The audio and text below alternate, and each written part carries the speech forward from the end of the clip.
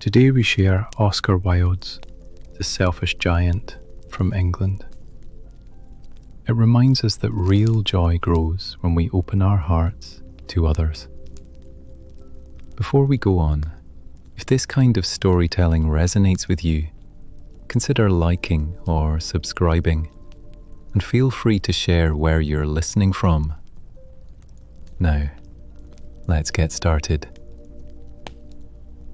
Every afternoon after school, village children slipped through a gap and played in a lovely walled garden. The grass felt soft under their feet, and flowers shone like stars. 12 peach trees promised blossoms in spring and fruit in autumn. Birds perched above and sang so sweetly that the children paused their games just to listen. "How happy we are here," they said. They did not know the garden's owner had been away for years, visiting a distant friend.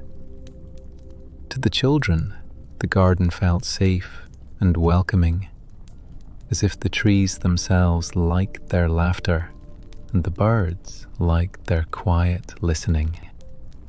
One day the owner returned.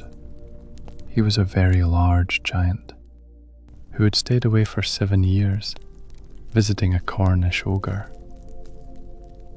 When he reached his castle beside the garden, he saw the children at play and shouted in a rough voice, "What are you doing here?" The children fled like startled birds. "My own garden is my own garden," he grumbled. "I will allow nobody to play in it but myself." He built a high wall all around and set up a hard notice board to frighten visitors. The garden grew silent, and the gap where children once squeezed through was filled with new stones. The giant felt proud of his work and sat at his window, looking at the smooth white wall, certain he had done the right thing. Beyond the wall, the lane was dusty and full of sharp stones, so the children had nowhere soft or safe to play anymore.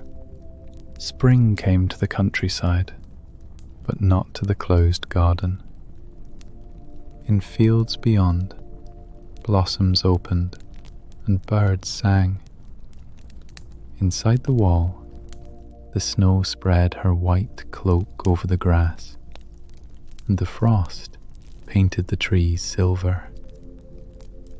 The north wind roared about the trunks and rattled the chimney pots.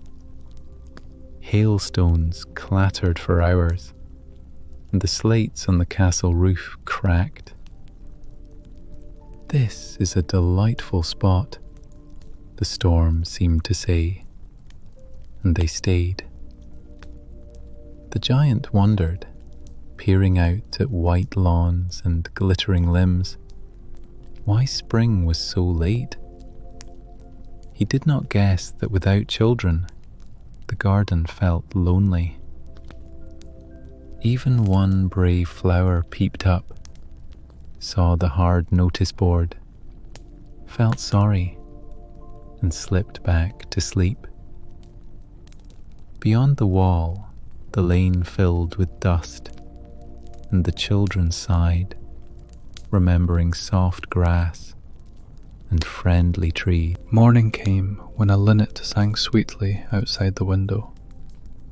The sound was small but bright, and the giant felt it like sunshine. The roar of the north wind faded, and a soft perfume moved through the open casement. He leapt from bed and looked out. To his amazement, children had crept in through a little hole in the wall. Each tree held a child among its limbs, and the trees, overjoyed, wore blossoms and moved their arms gently above small heads. Birds darted and twittered. Flowers laughed up from the grass. In one far corner, though, it was still winter. A very small boy stood below a tree, too tiny to climb. The poor tree stayed stiff with frost and ice, while the north wind still hissed there. The tiny boy circled the trunk and cried, unable to reach the lowest limb. The giant's heart melted. How selfish I have been, he thought. Now I know why spring stayed away. I will help the tiny boy and tear down the wall. He crept downstairs, opened the front door softly, and stepped into the garden. At the sight of him, the children fled, and the garden slipped back toward winter. Only the little boy stayed, his eyes full of tears, so he did not see the giant's shadow. The giant moved gently, lifted the child with his great hand, and set him on the tree's lowest limb. At once, blossoms burst, birds began to sing, and the child flung small arms around the giant's neck and kissed him. Seeing this, the other children returned, and spring flowed back into every corner. Smiling, the giant spoke kindly. It is your garden now, dear children. He took up a great axe and knocked down the wall that kept them out. Stones thudded softly into the grass. The iron gate swung wide. At noon, people walking to market looked in and saw a happy sight. The giant playing gentle games while children ran on the soft lawn. Laughter and birdsong seemed to braid together in the air. The notice board was gone, and the garden looked brighter than ever, as if the very trees felt lighter. The giant forgot his rough voice and spoke softly, asking names and sharing little jokes. From that day, the children came every afternoon, and the garden stayed warm in every season, even when the air outside felt cool. Even with so many friends, the giant often looked for the tiny boy who had kissed him. He asked the children, but none knew where the little one lived. Days became seasons. The giant grew older and gentler. He waited each afternoon by the gate, hoping to see that small face again, but it never appeared. Still, he shared his garden gladly. He planted new flowers, watered the trees, and made sure there was always a shady place and a sunny corner. Sometimes, during quiet moments, he would rest his big hands on the windowsill and whisper, "How I would like to see him." The children heard and squeezed his hand, promising to tell the little boy if they ever met him. The giant nodded and smiled, though his eyes looked a little wistful. Years passed, and the giant grew very old and feeble. He could not run or play anymore, so he sat in a huge armchair by the window and watched the children. "I have many beautiful flowers," he would say softly, "but the children are the most beautiful flowers of all." Winter did not frighten him now. He thought of it as spring asleep.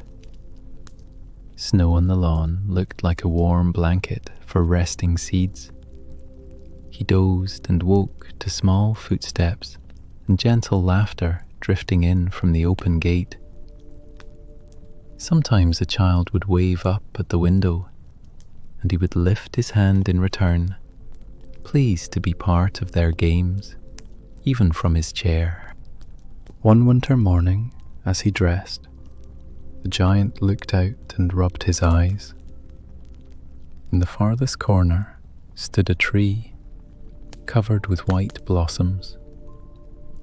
Its limbs shone like gold, and silver fruit hung among the flowers. Beneath it stood the tiny boy he loved. Heart jumping, the giant hurried across the grass. Up close, he saw marks on the child's palms and feet, like the prints of small nails. Gentle anger and worry filled him. "Who dared to hurt you?" he asked. The child looked up calmly and said, "These are the wounds of love." A hush fell over the garden, and the giant felt a deep awe, as if he stood before a bright mystery. He knelt, not from fear, but from wonder and care. The child smiled and said, "You let me play once in your garden. Today, you shall come with me to my garden, which is paradise." The giant's face softened with peace. Later that afternoon, the children ran in to play as usual and found the giant lying beneath the blossom-covered tree, quiet and still, white petals resting on his coat. They did not feel afraid. They remembered his kindness and spoke softly.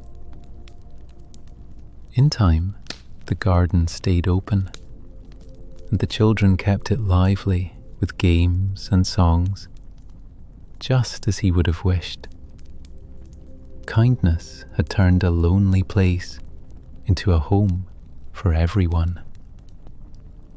The lesson is simple. When you share and welcome others, your heart grows warm and joy grows too. And that was the story of the selfish giant. What did you think of the story and the lesson? Share your comments below.